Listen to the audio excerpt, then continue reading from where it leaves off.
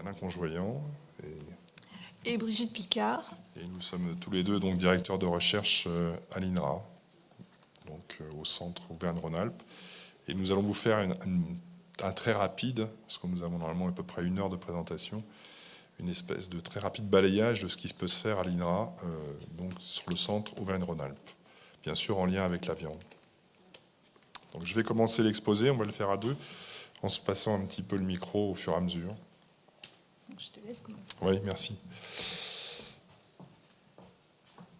Alors donc nous allons présenter rapidement l'INRA, puis après le centre Auvergne-Rhône-Alpes, et puis nous rentrerons dans le vif du sujet. Donc l'INRA, en fait, c'est un organisme de recherche publique qui a 2 tutelles, donc ça c'est très rapide, le ministère de l'Agriculture d'un côté et le ministère de la Recherche de l'autre. Et en fait, l'INRA répond en fait à un document qui est un document d'orientation stratégique qui est écrit en lien avec ces 2 ministères. Alors l'INRA, les travaux menés à l'INRA reposent sur ce qu'on appelle un triptyque, c'est-à-dire les recherches menées en agriculture, en alimentation et sur l'environnement. Voilà, donc... alors, qu'est-ce que c'est que l'INRA aujourd'hui? Donc, l'INRA aujourd'hui, c'est 1000 personnes, réparties, pardon, 8000 personnes, excusez-moi, donc permanentes, et 5300 contractuels, donc ça fait en tout 13 000 personnes, un peu plus, réparties en 17 centres et 13 départements scientifiques. Ça veut dire qu'on a ce qu'on appelle, nous, une organisation matricielle, avec d'une part les directions scientifiques, avec un comité scientifique national, et puis d'autre part des centres de recherche. Alors ces 13 donc, départements et ces 17 centres contiennent 184 unités de recherche et 45 unités expérimentales. Alors il y a 5 thématiques prioritaires dans lesquelles s'englobent toutes les recherches qui sont faites à l'INRA. Une qui est donc d'assurer la sécurité alimentaire dans un contexte de transition alimentaire et de transition de population, avec une augmentation de la population que vous connaissez bien. Alors, avoir une agriculture multiperformante, parce qu'on va voir tout à l'heure que ça veut dire, en fait, on répond à plusieurs objectifs, donc c'est du multi-objectif, donc du multiperformant. Et puis, donc, se placer dans quelque chose aussi dont nous avons beaucoup entendu parler, qui est le changement climatique. Le changement climatique a bien sûr une influence considérable sur la production agricole, sur les systèmes agricoles qui évoluent. Donc on est dans ce système évolutif qui est lié à l'évolution du climat et sur lequel l'agriculture elle-même et l'élevage ont un impact. Et puis donc aller vers des systèmes alimentaires durables, ça veut dire qu'on ne raisonne pas uniquement pour aujourd'hui, mais qu'on raisonne pour demain. Et ça c'est très important puisque c'est quelque chose dont on entend parler dans tous les domaines, je dirais, de recherche. Et puis quelque chose qui est aussi des produits qui sont biosourcés, c'est-à-dire en fait des produits qui ne sont pas des produits alimentaires, mais qui sont issus de l'agriculture. Alors, l'INRA est un institut de recherche, donc on va dire qu'il est là pour publier. Donc il fait des publications scientifiques, c'est son cœur de métier, si on peut dire, dont 50% sont internationales, donc sont co-signées avec des partenaires internationaux, mais on ne fait pas que des publications scientifiques, on fait aussi des expertises collectives, des prospectives, c'est-à-dire qu'on essaye d'imaginer l'influence ou l'effet d'un certain nombre de scénarios. Il y a ici une couverture qui est la prospective qui a été faite sur l'évolution de l'élevage dans le Massif central, donc local. On fait des études qui nous sont demandées, et puis on transfère aussi un certain nombre de connaissances qui peuvent aller vers des innovations. Donc on a aussi des brevets. On verra ça tout à l'heure, des brevets, des savoir-faire, etc., qu'on valorise autrement. Alors, on passe maintenant au centre Auvergne-Rhône-Alpes. Donc, c'est le 3e centre INRA, donc le 3e centre de par son importance à l'INRA. Il comprend 1000 personnes, dont à peu près 700 permanents, et 27 unités de recherche, dont beaucoup sont des unités mixtes de recherche.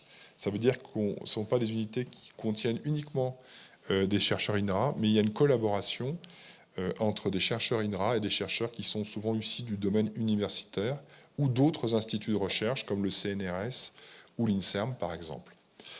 Nous avons aussi donc, des unités expérimentales Et puis, donc, voilà. Et une unité administrative, bien sûr.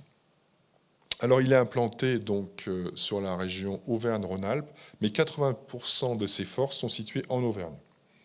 Alors bon, pour les chiffres, vous verrez, donc l'INRA, ce n'est pas que du personnel, c'est aussi du patrimoine, de la surface agricole et des animaux, bovins, ovins, des rongeurs, on verra tout à l'heure, évidemment, dans l'animalerie, pour faire des expériences sur les animaux. Et un budget annuel que vous avez ici. Alors voilà un petit peu représenté d'une manière schématique les implantations. Donc on est implanté sur 16 sites, donc on a dit majoritairement en Auvergne, puisque vous avez ici le nombre de chercheurs titulaires par implantation. Donc en Auvergne, Thé, Clermont-Crouël, L'Accueil, Marcenat et Aurillac, avec une majorité de la population de chercheurs et de techniciens sur Thé, et puis 166 agents sur Crouël, donc les deux implantations auvergnates majoritaires. Et puis ensuite, sur Lyon, donc avec quand même une population assez importante, et puis nous allons jusqu'à Thonon, hein, puisqu'il y a des études sur, on verra tout à l'heure, sur les lacs, en particulier sur le lac d'Évian. Alors, ça, c'était une présentation par, je dirais, par nombre de personnes. On représente beaucoup, donc une grande diversité de disciplines scientifiques, avec une majorité de la population scientifique qui, en fait, a des spécialités qui sont très liées à la biologie, à l'agronomie, à l'élevage. C'est logique, puisqu'en fait, voilà, c'est notre cœur de métier, c'est lié à la couleur de notre institut, mais on a aussi des disciplines scientifiques plus majoritaires. Par exemple, moi, je suis plutôt sciences des procédés, donc voilà, on n'est pas tous, donc, dans la biologie, les productions animales ou végétales. On a des dispositifs expérimentaux qui peuvent être importants. Donc, on a montré ici l'herbipole. Donc, l'herbipole, c'est quoi? En fait, ce sont des installations expérimentales qui permettent d'élever des herbivores dans des conditions contrôlées. Donc, ça, c'est en zone de montagne. Et puis, dans la plaine, je dis ça comme ça, autour de Clermont-Ferrand, donc près de Crouël, on a une installation expérimentale dite Phéno 3C qui permet de faire des expériences, en particulier sur les céréales. Et puis une animalerie, on a parlé beaucoup de rongeurs. Je ne sais pas, je n'ai pas regardé tout à l'heure s'il y avait plus de rongeurs que de chercheurs, mais il y en a beaucoup à l'INRA, parce que c'est l'animal de laboratoire par excellence et qui nous permet de faire des expérimentations animales. On en a discuté hier, on fait de l'expérimentation animale dans un but très précis. On a aussi des équipements importants, en particulier des équipements, ce qu'on appelle stratégiques. Et alors, pourquoi ce sont des grands équipements stratégiques? D'abord parce qu'ils permettent de faire des choses qui vont dans la direction de recherche dans laquelle on veut aller. Ensuite, ce sont des équipements qui sont lourds, c'est-à-dire coûteux, qu'une unité de recherche seule ne peut se payer. Donc, on les mutualise, en fait, de façon à avoir des équipements qui sont performants. Donc d'abord, il y a le coût du matériel, ensuite il y a les compétences scientifiques et techniques à mettre autour. Et comme ce sont des équipements lourds, donc ils sont souvent partagés avec l'université, avec les autres organismes de recherche, et on les ouvre aussi, donc, éventuellement, à la collaboration privée, quand ce sont des plateformes, par exemple. Donc vous avez ici donc, la plateforme du métabolisme, comme exemple, la plateforme Gentiane, donc sur le génotypage et le génotypage du blé. Hein. Et puis, vous avez une plateforme d'imagerie. Donc, l'IMAN est un peu déformé, mais c'est un IMAN d'IRM, voilà, qui est IVIA, hein, donc qui est commune, justement, qui rassemble en fait tous les équipements d'imagerie, non seulement à l'INRA, mais sur le pôle universitaire et dans les autres établissements de recherche autour de Clermont-Ferrand. Alors, les axes de travail, on a 5 axes de travail. Je ne vais pas rentrer dans les détails, puisqu'en fait, là, notre exposé est centré sur la viande, mais on travaille un petit peu sur différentes thématiques qui sont liées soit au territoire, on s'intéresse au territoire agricole, soit à la ressource biologique, aux produits alimentaires. Quand on dit produit, c'est le produit alimentaire, ou bien sûr à l'alimentation à destination humaine. Donc voici les 5 thèmes de recherche. On les reprendra différemment, donc je ne vais pas rentrer dans le détail. Et qu'est-ce qu'on produit? Bon, ça reprend un petit peu ce qu'on a dit pour l'INRA. Au niveau du centre Auvergne-Rhône-Alpes, on produit plus de 300 publications par an. On a des thésards, plus de 50 thèses encadrées. mais aussi des innovations avec des brevets, des logiciels, des variétés végétales, j'en avais pas parlé tout à l'heure, qui sont des nouvelles variétés végétales créées par l'INRA, des startups, et puis de l'expertise. Et enfin, on fait aussi de la formation, soit de la formation à tous les niveaux, qui peut aller de l'université jusqu'à des apprentissages en continu. Voilà. Donc on participe en fait à cette formation. Même si ce n'est pas notre cœur de métier, c'est une de nos missions importantes à l'INRA. Le partenariat, je ne vais pas rentrer dans le détail, il est international. Il est principalement avec l'Amérique du Nord, en Europe d'abord, pardon, il est d'abord avec l'Europe, ensuite avec le continent américain et l'Amérique du Nord et le Brésil, et puis avec une montée en puissance de l'Australie et de la Chine. Les couleurs ne sont pas très bien rendues, donc je ne sais pas si vous voyez, mais en gros, c'est ça nos principaux partenaires à l'échelle internationale. Alors, je vais quand même lister, parce que j'ai balayé très rapidement, quelques sujets majeurs dont nous n'allons pas parler. Je les cite simplement. Donc, pour l'écologie, il y a effectivement une unité qui travaille, enfin plusieurs unités qui travaillent sur l'écologie. Donc, l'écologie est un thème fort de notre centre. Et on ne va pas parler d'écologie des systèmes aquatiques aujourd'hui, avec l'eutrophisation du lac Léman, dont j'ai abordé tout à l'heure rapidement l'intitulé quand j'ai parlé de Thonon. On ne va pas parler des céréales et des arbres, et pourtant nous sommes un centre d'excellence à ce niveau, pour prédire la qualité du bois et des fruits. On est aussi très bon, ou excellent, on peut dire, en génétique et lié à la qualité du blé, donc on n'en parlera pas aujourd'hui. Et puis on est aussi très bon en tout ce qui est épidémiologie, c'est-à-dire prédire comment se développent les épidémies. En particulier, j'en ai cité deux sur lesquels des chercheurs du centre ont travaillé, la fièvre catarrhale, qui est très importante pour les animaux d'élevage, et puis la maladie de Lyme, dont vous avez certainement entendu parler, qui est transmise par les tiques. Voilà, donc on n'approfondirait pas ça, mais ces sujets-là, ces thèmes-là, mais sachez que ce sont des thèmes d'importance pour le centre. Aujourd'hui, on va parler de quoi? On va faire un focus, d'une part, sur les systèmes d'élevage, et d'autre part, sur la transformation, donc, effectivement, du muscle en viande, en lien avec la nutrition humaine. Voilà. Et là, je vais passer la parole à Brigitte pour la partie, justement, système d'élevage.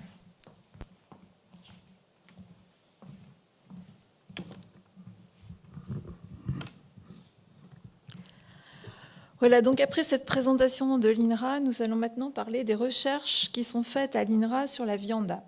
Alors, les recherches sur la viande à l'INRA, elles sont conduites dans les différents centres INRA et elles sont organisées par type de viande ou par type d'animaux. Donc, par exemple, à Rennes, à côté de Rennes, se trouvent donc des recherches qui sont conduites sur l'élevage porcin et la qualité de la viande de porc. Près de Tours, à Nausilly, sont des recherches sur les volailles, à la fois sur le poulet et sur les canards. À Saint-Pé-sur-Nivelle, au Pays Basque, et également près de Rennes, en Bretagne, des études sur les poissons, l'élevage de poissons et la qualité de la chair de poisson. Au Magnereau, près de La Rochelle, nous avons un jury d'analyse sensorielle qui permet d'évaluer la qualité de la viande, différents types de qualités. Également à l'INRA de Montpellier, des études qui concernent la viande, mais qui utilisent des modèles de rongeurs, donc des études chez la souris. Et ici, sur le centre donc Auvergne-Rhône-Alpes, et en particulier sur Clermont et Thé, des études sur la viande de ruminants, donc à la fois sur les ovins et les bovins. Donc nous allons maintenant vous présenter de façon plus détaillée les recherches qui sont faites sur la viande de ruminants, donc ici dans la région. Alors les recherches sur la viande de ruminants, elles vont depuis la phase d'élevage jusqu'à la phase de consommation pour l'homme, en passant par la phase abattage. En fait, on a pour habitude de dire que l'on va de la fourche à la fourchette pour schématiser la partie élevage et la partie consommation. Alors, les recherches sur le centre, elles sont conduites principalement dans 6 unités de recherche du centre, qui sont listées ici. Donc, il y a l'unité mixte de recherche sur les écosystèmes prairiaux. Donc, on en reparlera tout à l'heure dans les travaux. Donc, il s'intéresse plus à l'aspect des prairies. L'UMR territoire, comme son nom l'indique, s'intéresse aux aspects élevage et territoire. Donc, c'est une UMR entre l'Université de Clermont et l'IRSTA et l'INRA. Et à l'unité mixte de recherche sur les herbivores, qui est sûreté, nous nous intéressons à l'élevage d'herbivores et la qualité de viande des herbivores. En fait, les études sont faites de l'élevage à l'abattage, et dans l'unité qualité des produits animaux, c'est plutôt les aspects après l'abattage de transformation qui sont étudiés. Une autre unité, une UMR, microbiologie, environnement digestif et santé, s'intéresse à la qualité sanitaire de la viande. Et enfin, l'unité de recherche en nutrition humaine s'intéresse à l'aspect consommation de la viande et intérêt pour la nutrition humaine.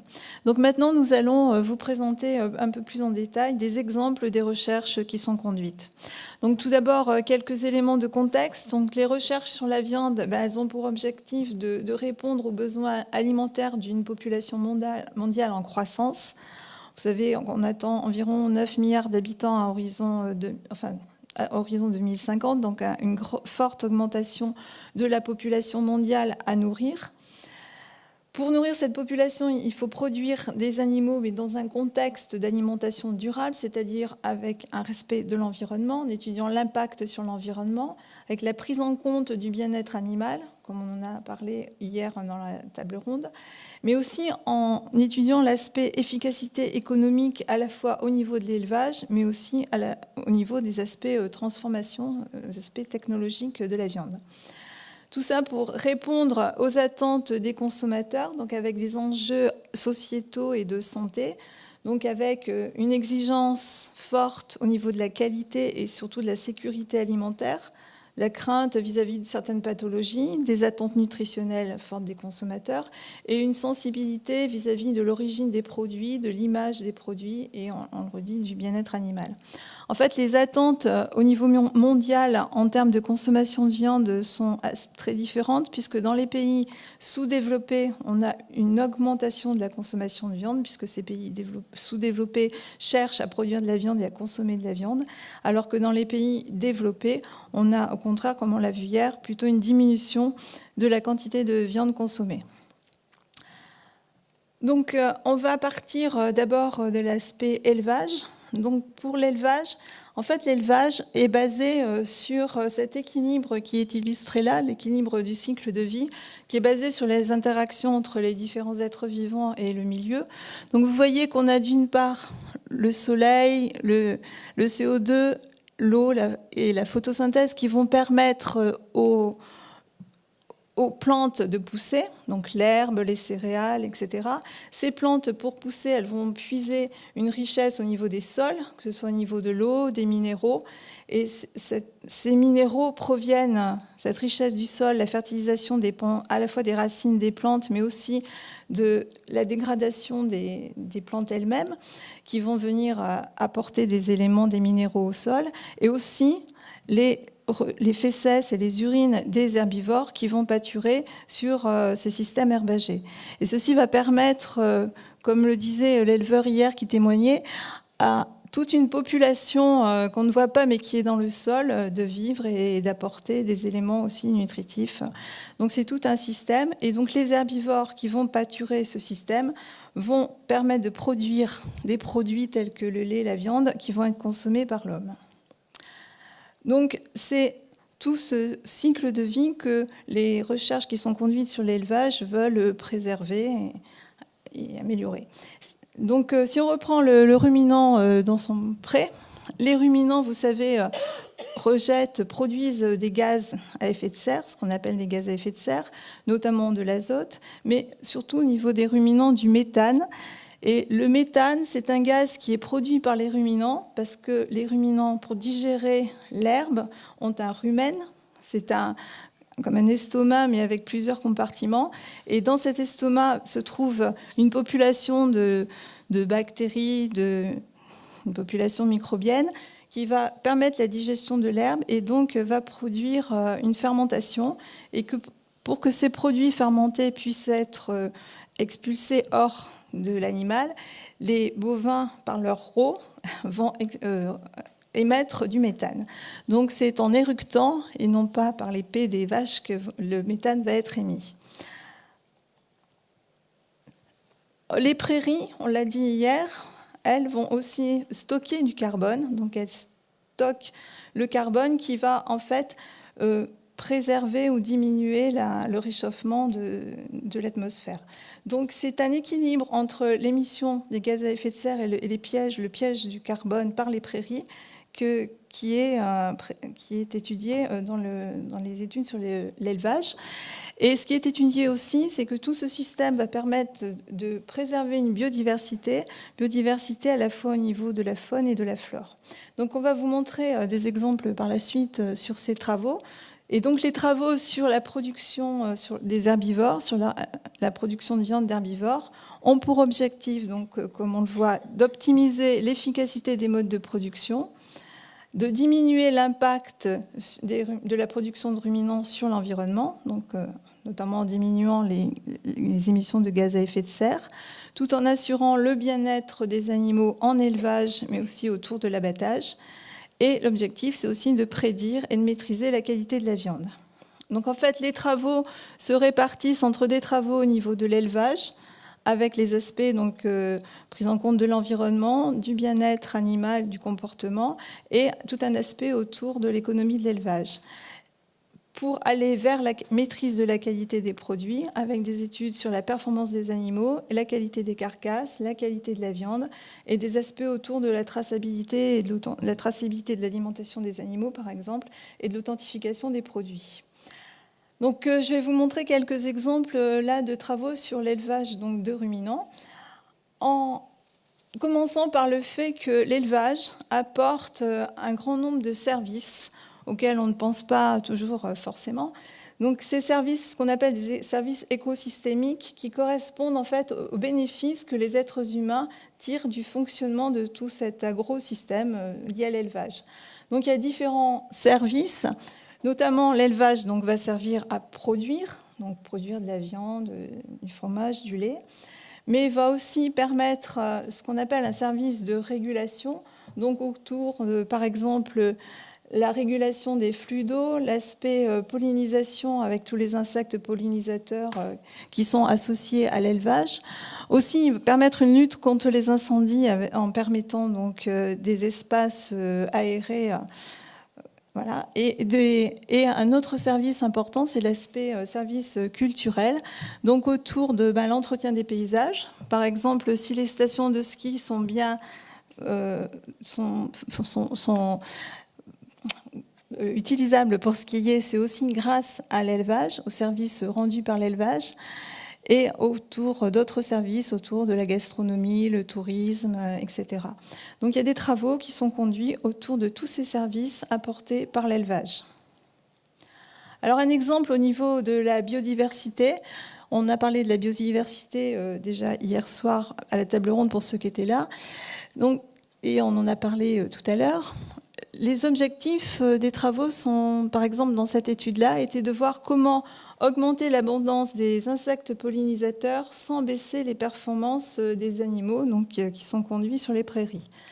Pour ça, il y a une étude de test d'une rotation dite écologique pour permettre à une parcelle de rester plus longtemps en floraison, ce qui permet d'accueillir plus d'insectes pollinisateurs. Donc vous avez le schéma qui est ici à gauche. Donc il y avait en fait, de l'eau, des animaux qui étaient conduits sur un pâturage continu, toujours dans la même parcelle, et un autre système où on a une rotation dite écologique, c'est-à-dire qu'il y a plusieurs parcelles, les animaux vont passer d'une parcelle à l'autre, et il y a une parcelle qui va être exclue du pâturage pendant le temps de la floraison. Et lorsqu'on compare donc, les deux types de conduite, on voit nettement là en bleu qu'avec la rotation dite écologique, on va permettre une augmentation du nombre de papillons qui sont sur la prairie, et on va permettre aussi une augmentation du nombre d'espèces de papillons qui sont sur la prairie. Donc cet exemple montre qu'on peut avoir des adaptations de gestion qui sont possibles sans dégrader les performances des animaux, parce que par ailleurs, il y avait des études faites sur les performances. Ça, c'est un exemple pour montrer les études sur la biodiversité.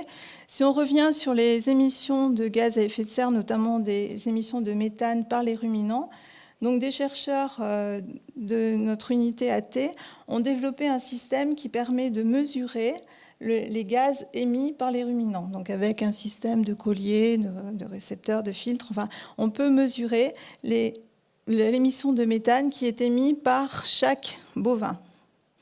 Alors ces études, elles ont pour objectif de voir comment on peut diminuer les émissions de gaz à effet de serre, notamment de méthane, par exemple en regardant l'effet de l'alimentation. Et les travaux ont montré notamment que les émissions de méthane sont corrélées en fait à la quantité et la qualité des parois, donc des végétaux qui sont ingérés. Et que, par exemple, une supplémentation avec des graines de lin permet de réduire la production de méthane des bovins. Donc des études pour montrer comment, par l'alimentation des bovins, on peut arriver à réduire ces émissions de méthane. Également, donc en complément, des études qui sont faites pour voir comment augmenter le stockage de carbone et diminuer en même temps les émissions de méthane des bovins. Et par exemple, une étude ici a montré qu'en exploitation intensive, les prairies stockent plus de carbone que les animaux émettent de méthane. Donc c'est un bilan positif par rapport à l'élevage. Pour ce qui est du bien-être, donc on a dit il y a beaucoup de travaux qui sont conduits sur le bien-être animal. Il y a notamment une équipe AT qui est spécialiste du bien-être animal et qui travaille en collaboration au niveau européen avec tout un réseau de chercheurs qui travaillent sur le bien-être.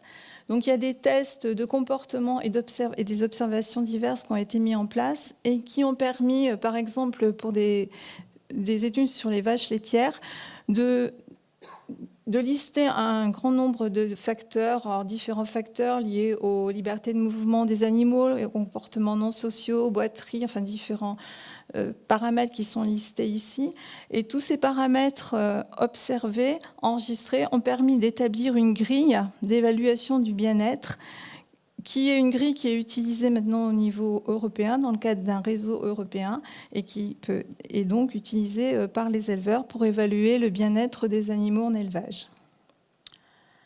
Alors, on fait des études donc, pour préserver la biodiversité, diminuer les gaz à effet de serre, prendre en compte le bien-être, mais il faut que les systèmes qui sont proposés aux éleveurs soient économiquement viables. Donc il y a une équipe de recherche qui s'intéresse aux aspects économie de l'élevage pour bien montrer quels sont les apports des différents systèmes d'élevage proposés. Alors, par exemple, l'équipe économie de l'élevage travaille avec des réseaux d'éleveurs qui sont suivis par des enquêtes en élevage depuis un très grand nombre d'années. Donc là, vous voyez, de 1980 à 2015, il y a eu des enquêtes régulières chez ces éleveurs pour suivre l'évolution dans le temps de ces élevages. Donc c'est un réseau d'élevage en charolais. Et les principaux résultats montrent par exemple que là, vous avez en rouge le revenu de l'éleveur. De 1980 à 2015, le revenu de l'éleveur a stagné. Par contre, les surfaces agricoles par travailleur ont augmenté et la quantité de viande produite par travailleur a augmenté. Donc c'est des exemples de types de travaux qui peuvent être faits par rapport au suivi de l'économie de l'élevage. Pour continuer, donc, on va de l'élevage à l'élevage dans le territoire. Donc, il y a des travaux qui sont réalisés pour replacer donc, les élevages dans les conditions et les dynamiques de territoire. Donc, par exemple, qui accompagnent des démarches collectives de valorisation de la viande en région ou qui accompagnent des conversions, par exemple, d'élevage bovin-lait en bovin-viande, par exemple, dans le Puy-de-Dôme. Et pour finir, tout ça, c'est pour l'éleveur, pour apporter des conseils aux éleveurs et accompagner les éleveurs. Et donc, il y a des travaux qui sont faits pour permettre aux éleveurs d'adopter des pratiques innovantes, par exemple, donc en choisissant le type d'alimentation, de reproduction de bâtiments ou des aspects génétiques.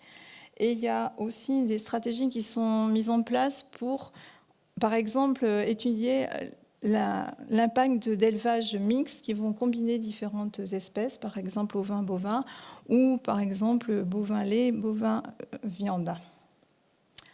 Donc voilà, on a balayé un petit peu les différents travaux qui sont conduits au niveau de l'élevage. Puis on passe de l'élevage à la viande. Et la viande, en fait, c'est d'abord un muscle. Donc là, un petit schéma juste pour rappeler que un muscle est rattaché à l'os par les tendons et que les muscles chez les animaux comme chez nous, comme chez l'homme, sont constitués de fibres musculaires. Donc votre boucher parle de fibres musculaires où on dit qu'il faut couper dans le sens des fibres. Donc ces fibres musculaires occupent un volume important. Entre les fibres musculaires, on trouve ce qu'on appelle des adipocytes, c'est là qu'est le gras de la viande. donc on a des fibres, du gras, et on trouve aussi ce qu'on appelle du tissu conjonctif.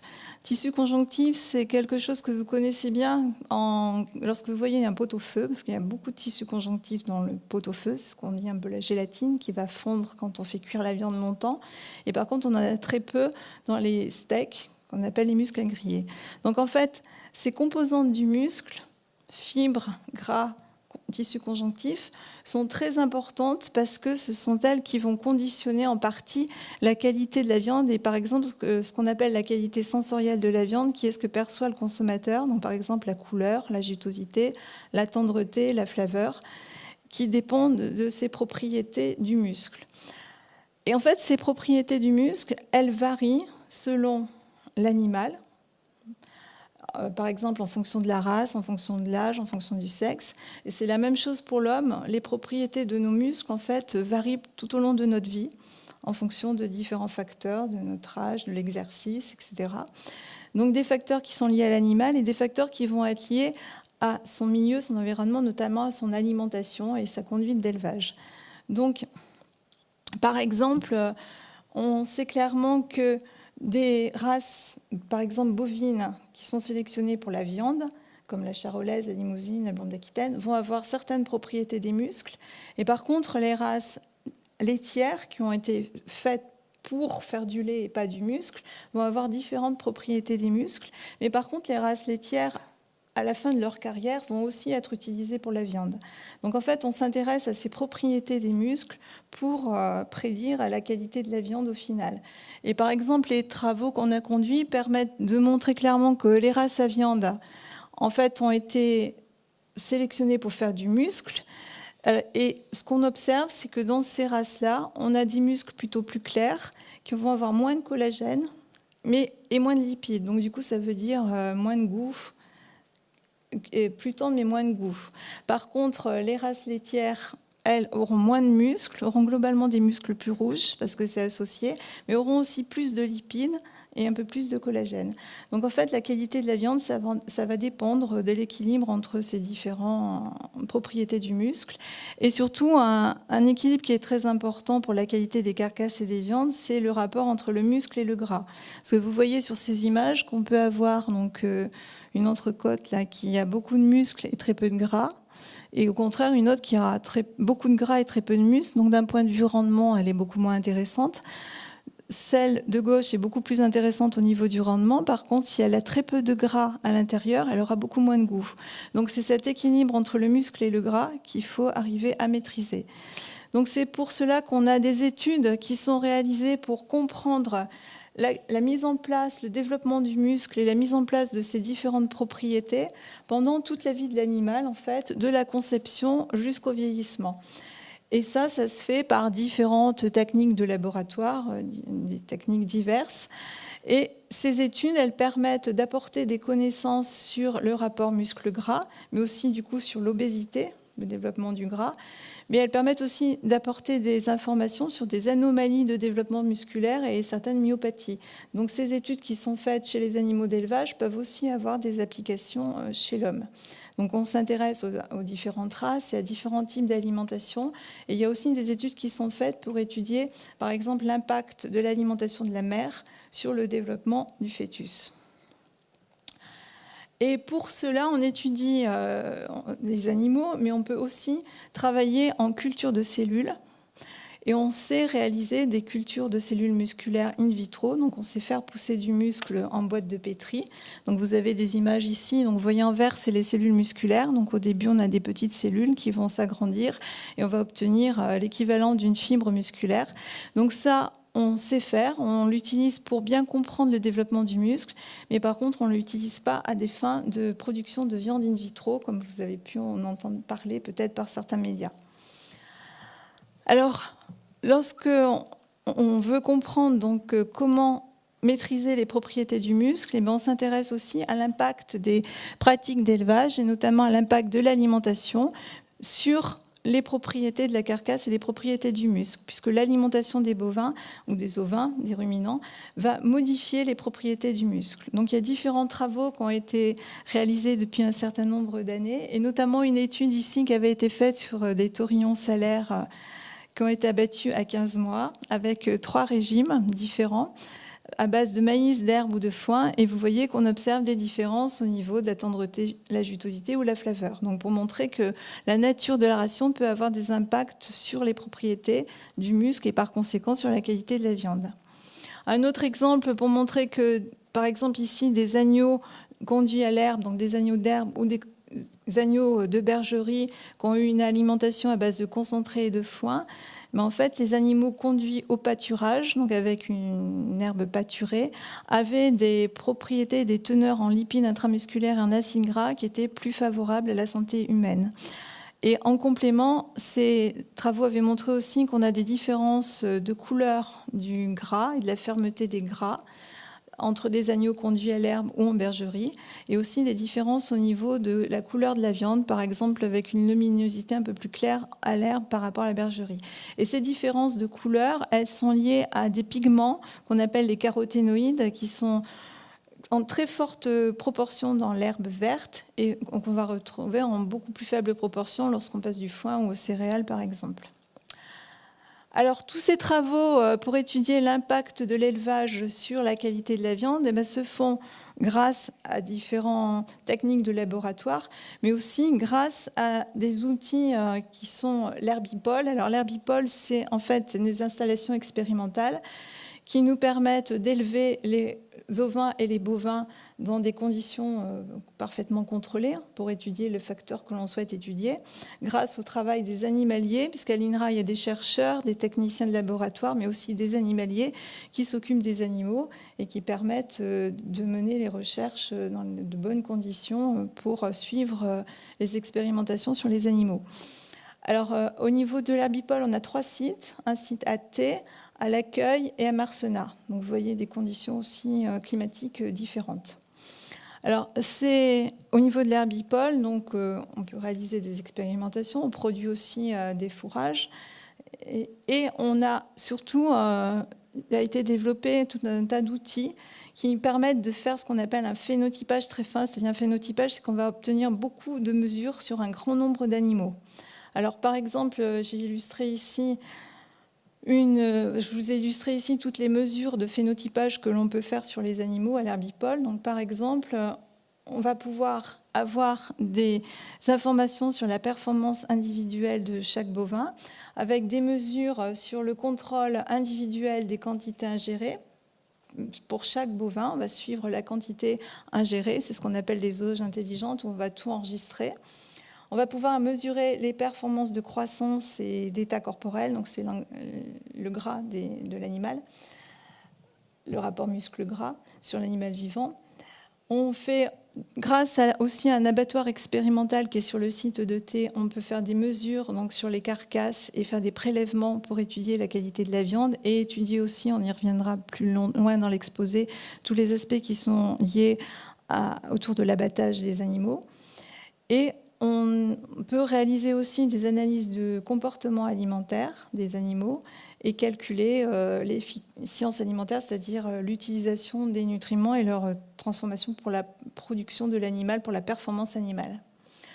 Un autre exemple pour montrer les apports de ces installations expérimentales, c'est une étude qui s'appelle Salamix, qui porte sur l'étude d'un nouveau système d'élevage qui en fait avait pour objectif de concevoir et évaluer des systèmes herbagers qui sont dits autonomes, c'est-à-dire qui vont valoriser au maximum l'herbe et en limitant au maximum les apports extérieurs par rapport à l'herbe. Et cet expé-système, elle porte aussi sur un croisement particulier, qui est le croisement d'une race rustique, donc en fait avec une race plus précoce. En fait, c'est un croisement entre de l'Angus et du Salers, donc c'est un croisement particulier, et qui s'intéresse aussi à la mixité d'espèces, parce que là, on a des parcelles où il va y avoir un mélange d'ovins et de bovins, et d'autres où il va y avoir que des bovins ou que des ovins. Et là, sont faites des analyses, d'une part, sur la biodiversité, comme on l'a dit, sur la santé, avec des études sur le parasitisme, des résultats technico-économiques pour voir la viabilité économique de ces systèmes, des études sur la qualité de la viande, des aspects autour de l'organisation et des conditions de travail et des aspects sur l'empreinte carbone. Donc vous voyez que dans ces expé-systèmes, on va étudier tout l'ensemble lié à l'élevage des animaux jusqu'à la qualité de la viande. Donc ces études qui vont de l'élevage jusqu'à la viande, eh ben, elles nous permettent d'une part d'apporter des connaissances scientifiques qui vont être publiées dans des publications internationales, qui vont être présentées dans des congrès au niveau national ou international. Et d'ailleurs, l'INRA organise aussi des congrès, dont des congrès internationaux. Et notamment l'année prochaine, en 2018, aura lieu à Clermont le congrès international sur la nutrition des herbivores, qui est organisé par l'INRA. Et tous ces travaux sont faits en collaboration avec des chercheurs au niveau du monde entier. Mais ces travaux apportent aussi des connaissances pour les éleveurs, donc qui vont être transformés en conseils en élevage. Donc là, on va transférer nos travaux, faire connaître nos travaux par le biais d'articles dans la presse spécialisée, dans des réunions d'information, par le biais de fiches ou de logiciels pour les éleveurs. Et le transfert se fait aussi jusqu'aux éleveurs par l'intermédiaire d'ingénieurs des chambres régionales d'agriculture et des instituts techniques comme par exemple l'ADIB, l'Institut de l'élevage, et en lien aussi avec Interbev, qui est une interprofession au niveau de la viande. Donc voilà la partie élevage. Maintenant, on va passer de l'animal à la viande avec Alain Conjoyant.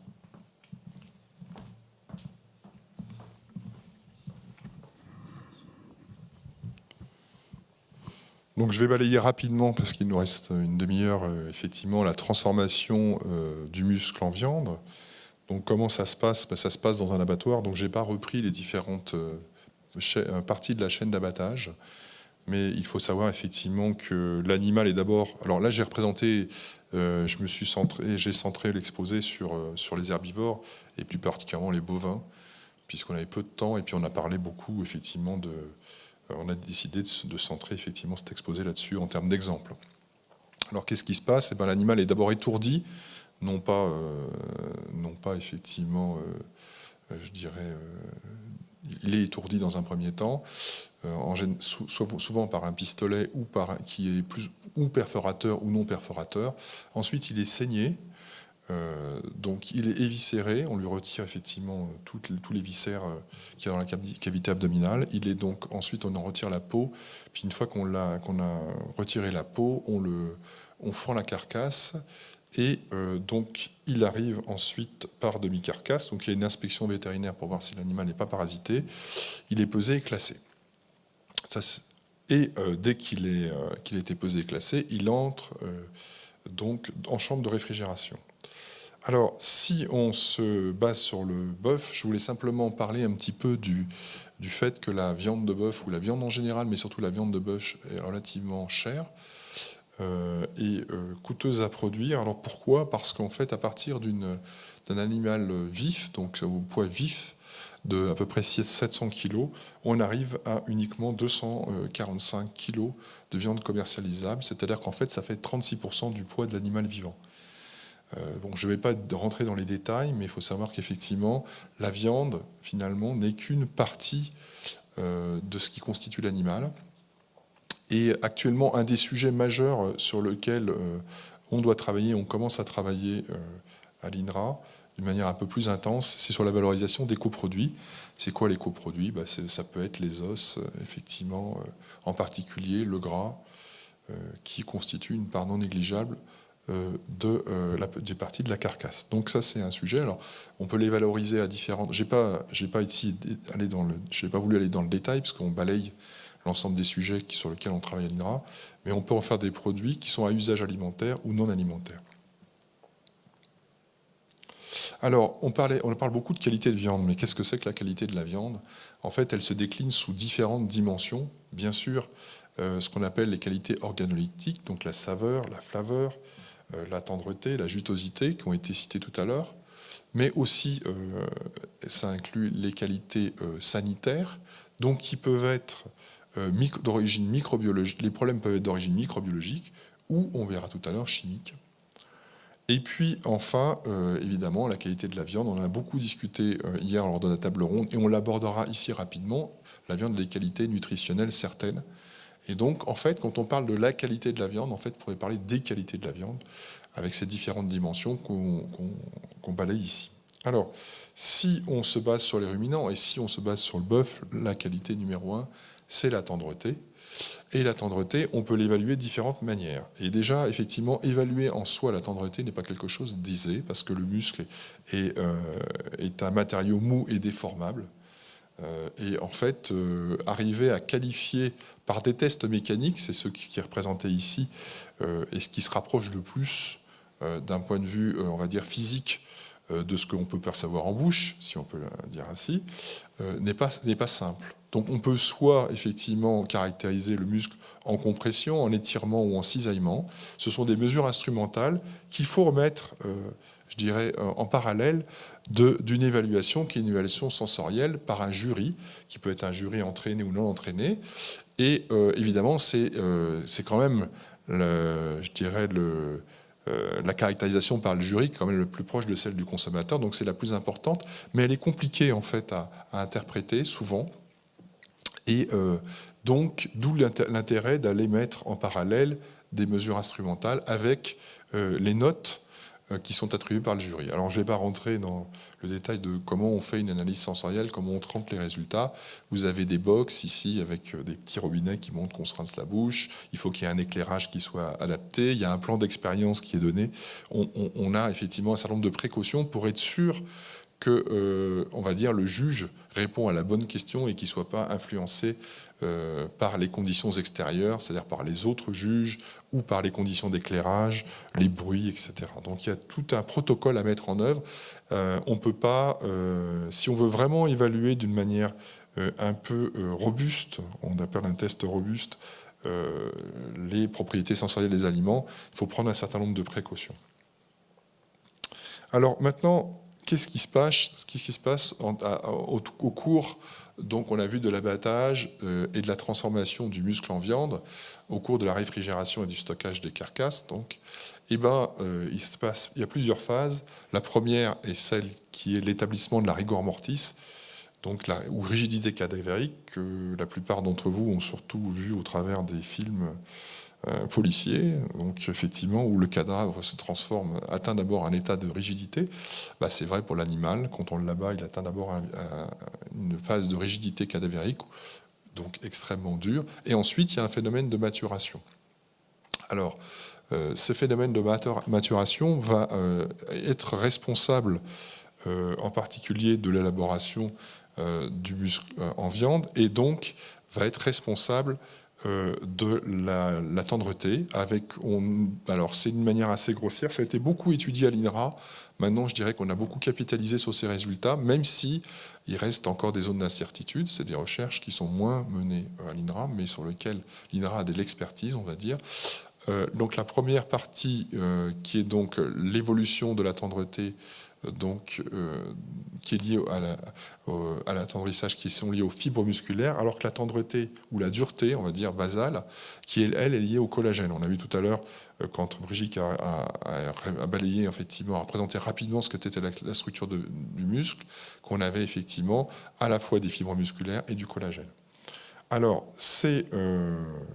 cette évolution, elle dépend d'abord de la structure du muscle elle-même. Donc je parle même pour un même animal, elle dépend du type de muscle. Et en France, jusqu'à présent, je ne vais pas rentrer dans le détail, mais on a une découpe qu'on appelle BCUH, dans lequel on sépare d'une part ici le train arrière, donc le train arrière, le train de côte, donc le quartier arrière, le train de côte, sachant que normalement, alors en principe, la plupart des muscles dits tendres, ou qui vont donner de la viande tendre, ou de la viande d'appellation, si on peut dire, sont situés dans ces zones-là. Donc j'ai pas voilà, mais il faut savoir ça. Tandis que la partie avant est en général, alors en général c'est pas vrai parce qu'il y a quelques muscles de la partie avant qui sont aussi exploités pour faire des pièces, en particulier des pièces à beefsteak, mais la partie avant est constituée de muscles plutôt durs qui vont aller d'un point de vue de la cuisson en bourguignon, en sauté ou en steak haché. Alors ceci reprend d'une autre manière. Donc vous ne pouvez pas lire, mais ce n'est pas grave. L'idée, en fait, est simplement que à chaque muscle, en fait, a son évolution propre, qui dépend à la fois de l'animal lui-même. Donc on a les races Alors, ça doit être sur votre gauche. On a les différents types de races de viande. On a la place du muscle dans la carcasse, donc la structure musculaire du muscle lui-même, et qui va aboutir à ce que vous avez à droite. Alors, il y a une évolution qui est quand même une grande tendance actuelle, c'est que cette découpe, dans la découpe à la française, on fait une découpe quasiment chirurgicale, c'est-à-dire qu'on sépare bloc de muscle par bloc de muscle et éventuellement même muscle par muscle. Ce n'est pas du tout le cas ni dans tous les pays européens, ni surtout au niveau américain. Et en fait, on va dire que la boucherie française est celle qui exploite au mieux, en tout cas, la carcasse, puisque chaque muscle est destiné à un type, normalement, de cuisson ou de plat cuisiné. Malheureusement, il y a beaucoup de plats, en particulier les plats à cuisson lente, qui sont de moins en moins... D'abord, le consommateur se perd la plupart du temps dans ce méandre, on va dire, d'appellation. Il a moins de contact avec son boucher qui, lui donnait ou lui transmettait une partie de son savoir, on va dire oral, ou lui garantissait une partie de la provenance de ce muscle. Et donc, on tend de plus en plus à aller vers quelques types, vers une consommation, hélas, je vais dire à l'américaine, dans le sens, en fait, où on valorise soit le train de côte, c'est-à-dire, en fait, le filet, le faux filet, soit le reste de la carcasse partant en steak haché. Donc on perd une partie de la valorisation traditionnelle, on va dire, de la carcasse de bovin. Alors ça, on ne va pas rentrer dans le détail. On vous présente souvent des diapositives qui sont un peu complexes pour deux raisons. Un, parce que les phénomènes sont complexes. Deux, parce qu'on n'a pas refait les diapos rien que pour vous, hélas. Et donc, ça veut dire qu'on présente beaucoup plus de choses que ce qu'on veut dire. Ce qu'on veut simplement dire, c'est que l'évolution du muscle en viande et la tendreté du muscle est un phénomène extrêmement compliqué qui dépend à la fois de paramètres qui sont liés à la race de l'animal d'origine, aux conditions d'élevage, d'abattage, et puis d'alimentation, bien sûr, et puis ensuite aux conditions qui vont être post-mortem, c'est-à-dire après la mort de l'animal, et qui vont être liées à des réactions biochimiques, en particulier enzymatiques, qui sont excessivement complexes et qu'on a décrypté quand même pendant de nombreuses années à l'INRA, mais dont on ne connaît encore pas tous les méandres ou tous les effets. Et comme toute réaction enzymatique, ça dépend à la fois ça dépend énormément de la température.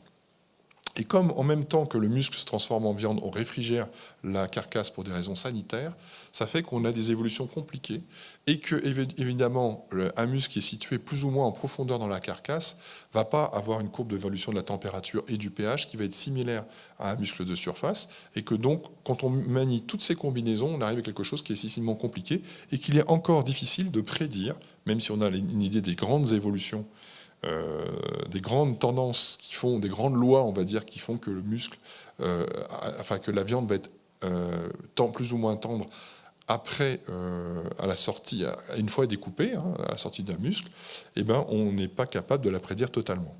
Ceci dit, on a quand même beaucoup de choses qu'on sait. On sait en particulier qu'il y a un lien direct entre, on en parlait hier, on parlait du bien-être animal, mais il y a un lien entre le stress au moment de l'abattage, de l'animal avant l'abattage, juste avant l'abattage, et puis la qualité de la viande, c'est la diminution du pH. Donc là, vous avez une courbe en bas qui lie la fréquence cardiaque, qui est un des indicateurs du stress, ça pourrait être des hormones comme le cortisol, à une note de tendreté donnée par un jury de dégustation. Et on voit qu'il y a une tendance, il y a une dispersion évidemment, mais il y a une tendance qui veut dire qu'en fait, on a tout intérêt, non seulement je dirais d'un point de vue éthique, comme on en a parlé hier, mais d'un point de vue purement économique, l'éleveur a tout à fait intérêt, l'éleveur et le transformateur, en fait, à diminuer ou essayer de contrôler le stress au moment de l'abattage. Alors, une fois sur la carcasse elle-même, on peut utiliser différentes techniques pour caractériser, en fait, la qualité de la viande. Donc là, c'est une technique par imagerie optique qui permet de... Alors, vous reconnaissez, c'est une côte de bœuf. Enfin, je ne sais pas si vous la voyez là, comme ça. En fait, une côte de bœuf, il y a plusieurs muscles à l'intérieur. Il y a une partie centrale et des parties latérales. Les parties centrales étant normalement, traditionnellement, les plus tendres, parce qu'ici, les muscles les plus tendres. Les parties latérales, si vous avez déjà mangé une entrecôte ou une côte de bœuf, vous remarquerez que c'est plus dur. Par contre, en général, ça a une flaveur et une saveur un peu supérieure. Ici, on a aussi, entre les blocs de muscles, on a du gras qui est extramusculaire, qui sépare ces différents types de muscles. Et cette trame, on va dire, de matière grasse a une influence considérable sur la flaveur de la viande, puisque une grosse partie des précurseurs de la flaveur sont dans la matière grasse. D'où l'intérêt d'aller caractériser le plus tôt possible, quand on le peut, ces structures avant la découpe, ou juste au moment de la découpe, pour ensuite voir comment on va pouvoir destiner, en tout cas c'est un des objectifs des recherches qui sont menées à l'INRA, comment on va pouvoir lier en fait les facteurs d'élevage et les facteurs d'abattage et la transformation du muscle en viande avec la qualité telle que va percevoir le consommateur. D'un point de vue nutritionnel, les compositions de la viande c'est essentiellement de l'eau et des protéines, mais ça contient aussi des matières grasses, donc des lipides, un certain nombre de substances azotées non protéiques et des micronutriments, dont des minéraux, qui ne sont pas complètement anodins en termes de qualité. Alors, j'ai revu ici rapidement en disant que que la viande a un certain nombre d'avantages nutritionnels, dans le sens où ça a été évoqué hier, mais c'est extrêmement important. Les protéines de la viande sont beaucoup plus digestibles que celles des protéines végétales. Les protéines végétales sont en général accompagnées, en tout cas les végétaux, il y a un certain nombre de substances qui sont antinutritionnelles, donc qui limitent justement la digestibilité des protéines. Les protéines de viande sont équilibrées en termes d'acides aminés, puisqu'en fait, pourquoi vous allez manger de la viande? C'est pour justement constituer du muscle, si je schématise un peu, en grosse partie en tout cas. Et donc, ça veut dire que la protéine du muscle sont celles qui sont les plus à même du muscle animal, sont les plus à même de vous fournir tout ce qu'il faut pour synthétiser votre propre muscle. Donc, elles sont équilibrées en termes d'acides aminés, elles contiennent tous les acides aminés essentiels, en particulier la lysine, qui n'est pas présente dans les céréales. En termes de lipides, on dit toujours souvent que la viande est grasse. Ce qui est faux, c'est-à-dire bien sûr, il y a une couverture de gras sous-cutané sous la peau de l'animal qu'on retrouve, et il y a du gras intermusculaire entre les différents blocs de muscles. Mais d'un point de vue intramusculairement parlant, dans le muscle lui-même, il y a assez peu de matière grasse. Par exemple, chez le poulet, c'est 3 à 4%, chez le porc, 4 à 5%, enfin ça dépend des races, etc. Mais c'est très faible. Alors là, voilà. Après, évidemment, dans certaines races, on a beaucoup plus de matière grasse, mais on a assez peu de matière. Si effectivement on élimine le gras qui est à l'extérieur du muscle, on a peu de chance, en tout cas on a peu de chance d'aller vers des gras saturés qui sont responsables d'un accroissement normalement des maladies cardiovasculaires. Et on verra tout à l'heure que d'ailleurs, quand on fait des études épidémiologiques chez l'homme pour essayer d'établir un lien entre les maladies cardiovasculaires et la consommation de viande, même aux États-Unis où ils ont tendance à consommer des viandes beaucoup plus grasses qu'en Europe, la tendance statistique n'est pas significative. Il n'y a pas de preuve statistique de corrélation, en tout cas établie, entre consommation de viande et maladies cardiovasculaires. Par contre, la viande contient un certain nombre d'acides gras insaturés qui sont indispensables, en particulier pour les personnes âgées, comme l'acide arachidonique, et puis des antioxydants qui sont présents dans la viande, naturellement présents. Dès qu'il y a du gras, parce que le gras a tendance à favoriser des oxydations, on a des antioxydants. Et en particulier, si on a l'alimentation à l'herbe, on a un certain nombre d'antioxydants qui vont se retrouver dans la viande dans des concentrations plus élevées que pour un animal qui a été élevé à partir de grains, c'est-à-dire ou une alimentation qui va être limitée en termes d'alimentation à l'herbe. Alors il y a beaucoup de micronutriments qui sont importants dans la viande, en particulier le fer, qui peut avoir un effet controversé, mais dont le fer héminique en particulier est un des plus digestibles et des plus assimilables. Et donc voilà, le zinc, qui est important pour tout ce qui est fonctionnement cérébral, le sélénium, pareil, et puis des vitamines, en particulier du vitamine du groupe B. Donc on a cité la B12, qui n'est présente majoritairement que dans les viandes de ruminants, et qui justement donc est indispensable en termes de métabolisme humain. On a vu hier qu'on pouvait prendre effectivement des capsules de B12, mais si on veut rester, je dirais, aussi proche possible d'une alimentation naturelle, sans complément, il faut effectivement un peu de viande de ruminant si on veut garder une teneur en B12 qui soit compatible avec les besoins nutritionnels recommandés chez l'homme. Alors, Là, je ne vais pas du tout rentrer dans le détail, je balaye, je vais simplement dire que la viande, sauf quand vous mangez du tartare, ce qui est d'ailleurs une façon de la manger, n'est pas mangée crue. Donc, il y a des opérations technologiques comme la cuisson qui peuvent être faites à l'échelle domestique ou industrielle, qui ont un effet sur sa qualité. La cuisson, évidemment, un des premiers objectifs, c'est de détruire les micro-organismes pathogènes, mais elle a une influence à la fois sur les qualités nutritionnelles et sensorielles de la viande, au travers de réactions chimiques et biochimiques qui sont complexes, dont on arrive à prédire les évolutions cinétiques, c'est-à-dire les vitesses de dégradation en fonction du temps et de la température. Donc on peut arriver à prédire effectivement une partie de l'évolution de la qualité des viandes en termes sensoriels ou nutritionnels en fonction du type de cuisson et de l'intensité de la cuisson. Pareil, la viande peut aussi être marinée. Alors là, on pourra en discuter, je laisse ça pour les questions. Oui, parce qu'il ne va pas y en avoir sinon. Donc voilà, ça a une influence sur la qualité de la viande. Et je voulais quand même faire un lien, pour finir, entre effectivement la qualité de la viande telle qu'elle est décrite ici en termes d'aliments, c'est-à-dire ce qu'on appelle, nous, les qualités intrinsèques, qu'on peut définir en termes de composition de produits, et puis l'effet que ça peut avoir sur la santé des consommateurs. Et entre les deux, il y a quelque chose qui se développe beaucoup à l'INRA en général, alors sur le centre un peu, mais à l'INRA en général, qui est l'acceptabilité par le consommateur de la viande, qui peut être liée à sa qualité même ou à la représentation qu'il a de la viande. On en a parlé beaucoup hier. Quelqu'un qui de toute façon a une image négative de la viande ne va pas en consommer, même si la viande a des qualités intrinsèques certaines. Alors quels sont les liens qu'on peut faire sur la santé? J'ai pris quelques exemples en termes positifs et négatifs. En termes positifs, sur l'effet de l'alimentation riche en protéines sur les diminutions d'un syndrome qui nous atteint tous, qui s'appelle la sarcoménie ou la fonte musculaire. On va la balayer rapidement.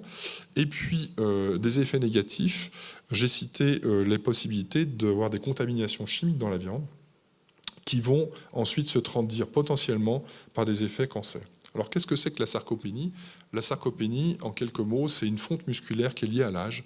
Ça veut dire qu'en fait, le système musculaire, comme tout système humain, est à la fois constamment formé et constamment dégradé. Et qu'est-ce qui se passe? C'est que la dégradation devient plus rapide que la formation. La formation devient plus lente, et donc, en fait, la dégradation musculaire est plus rapide, et d'où une fonte musculaire. Le tissu musculaire a été remplacé par de la matière grasse, et ça se traduit par une perte de puissance musculaire. Alors, ça touche une grosse partie de la population française et européenne. Et comme on sait que, de toute façon, si on se projette, on va passer à... Enfin, les prospectives montrent qu'on peut aller on aura jusqu'à 30% de la population qui sera âgée de plus de 65 ans en 2080. Ça veut dire que c'est un problème de société majeur. Alors, elle est vraiment liée, alors ça, c'est des diapositives que j'ai piquées à un collègue, mais en fait, l'idée, ce qui est écrit ici, veut dire qu'elle est liée bien sûr à l'alimentation, qu'elle est liée à l'exercice musculaire. C'est-à-dire que quelqu'un qui ne bouge pas a tendance, de toute façon, à ne pas entretenir sa masse musculaire, à ne pas synthétiser de muscles, et donc, quand la personne se trouve soit alitée, soit hospitalisée, soit en institution, elle va avoir tendance à développer plus rapidement la sarcopénie, quelqu'un qui vit à domicile et qui a un minimum d'activité musculaire. Alors, ce qui était démontré à l'INRA en termes de résultats, c'est l'idée que de toute façon, effectivement, la manière d'apporter les protéines avec des repas dits de charge peut éventuellement arriver à favoriser l'anabolisme musculaire, la formation du muscle, et que donc on peut en fait avoir des stratégies nutritionnelles telles qu'on favorise ou qu'on limite justement la venue de ces problèmes de sarcopénie. C'est tout. Je ne vais pas rentrer dans les détails, j'aurai peut-être quelques questions là-dessus. Voilà. Et je vais aller vers quelque chose qui, maintenant, le côté négatif, ça c'était le côté positif lié à la viande. Le côté négatif, la viande peut être source de toxi-infections alimentaires, dites que certaines sont collectives quand c'est des restaurants universitaires, dites TIAC. Et elles sont surtout liées aux salmonelles, d'une manière générale, mais chez le bovin, en particulier, surtout le steak haché, on peut avoir le développement de vérotoxines, enfin d'Escherichia coli, de souches d'Escherichia coli O157H7 qui sont vérotoxinogènes, c'est-à-dire qui produisent une toxine. Et cette toxine, peut effectivement induire, en particulier chez les jeunes enfants ou les personnes immunodéprimées, des syndromes aigus. Chez les jeunes enfants en particulier, un syndrome urémique, c'est-à-dire que ça touche les cellules du rein qui sont détruites, et que ça peut être détruit donc à vie, donc ça veut dire que c'est quelque chose qui est important. Il y a deux façons de faire, soit on les prévient en amont en gérant au mieux la contamination, soit une autre stratégie qui est on cuit la viande et on peut la cuire à des températures telles que effectivement les fameux Escherichia coli sont détruits, sont dégradés. Une autre chose qui sera presque ma dernière diapositive, c'est les relations entre viande et cancer. Donc là, elle est beaucoup trop chargée. Il faut savoir qu'il y a beaucoup de choses, de composants de la viande qui sont suspectés comme étant pro-cancérigènes. Il y en a un en particulier dont on connaît les mécanismes avérés et qui est le fer héminique, donc qui a à la fois des effets positifs et des effets négatifs. Et enfin, il y a tout un tas d'autres contaminants dont on connaît mal les effets et dont on essaye, au travers des recherches qui sont menées actuellement, de voir les effets combinés. Parce qu'en fait, on est souvent soumis à tout un tas de micropolluants environnementaux qui proviennent de notre environnement naturel, qui peuvent être des PCB, des métaux lourds, etc. Et ces marqueurs, on peut les tracer dans l'animal, et on peut les tracer même quand ils sont absents, au travers des conséquences qu'ils ont sur le métabolisme, par exemple, du foie. Et voilà. Donc là, j'en arrive avec... au cycle. Ben oui, j'ai fait. Donc, oui, alors je suis un peu maître du temps, là, dans l'histoire. Et c'est vrai que c'est extrêmement complet. Donc, vous avez pu apprécier jusqu'au de l'INRA. Et moi, ça m'a permis de comprendre et de connaître un peu mieux cette structure. Et jusqu'à maintenant, la viande et dans ses composants, vraiment, vous êtes très, très loin dans votre conférence. Il vous reste un petit peu de temps parce que ce qui se passe, c'est qu'il est 6h25. À 6h30, nous avons notre compteur qui est là et qui va devoir...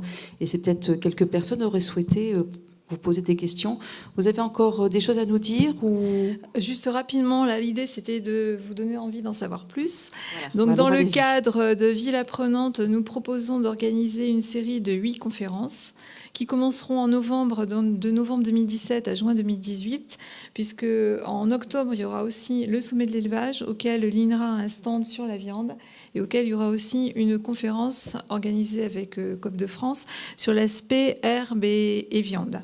Donc, on avait préparé des diapos pour vous balayer les différentes thématiques, mais on peut peut-être plutôt laisser la place aux questions et à la discussion. Tout à fait. Donc, tout d'abord, exactement, on peut les remercier pour cette prestation très complète. Nous sommes bien dans le cadre de la Ville Apprenante, partage des savoirs, et vous nous avez partagé donc vos savoirs. Est-ce qu'il y a des questions? Alors, on ne va pas en faire beaucoup, mais au moins une ou deux, éventuellement, ou est-ce que toutes ces données vous auront suffi?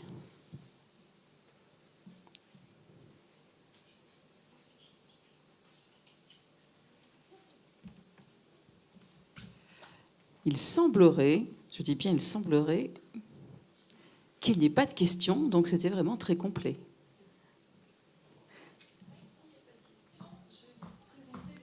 Voilà, s'il n'y a pas de questions, présentez très rapidement. S'il n'y a pas de questions, je vais donc vous présenter les thématiques auxquelles on a pensé pour les conférences. Donc, on propose d'aller de l'élevage aux consommateurs. Donc, une première conférence en novembre qui serait sur la viande à l'herbe au cœur des services secrets des prairies. Donc, c'est pour approfondir ce qu'on vous a dit sur l'aspect prairie, biodiversité, etc. La deuxième conférence serait autour de le rôle de l'alimentation animale dans la production de viande. Donc ça, en décembre. Ensuite, on passera sur l'aspect relation entre l'homme et l'animal. Donc l'animal et l'éleveur. Donc là aussi, des spécialistes du bien-être animal pourront intervenir, vous parler de ce sujet-là. Et on continuera par les aspects autour du stress à l'abattage et comment réduire le stress à l'abattage, comment et pourquoi. Ensuite, on ira sur l'aspect sanitaire de la viande, donc les risques sanitaires que l'on peut trouver. On passera après aux aspects cuisine, donc la cuisson par exemple, la cuisson de la viande et comment par la cuisson de la viande on peut modifier le goût ou la qualité globale de la viande. Une partie autour de l'aspect nutritionnel, donc des aspects autour des apports nutritionnels de la viande et les relations entre viande et cancer. Donc on aura un spécialiste de ce sujet à l'INRA qui pourra venir traiter ce sujet en mai. Et on finira en juin par le consommateur, donc les aspects sur le choix des consommateurs et les réactions du consommateur par rapport à la viande. Donc voilà le cycle de conférences qu'on vous propose dans le cadre de Ville apprenante. Merci beaucoup.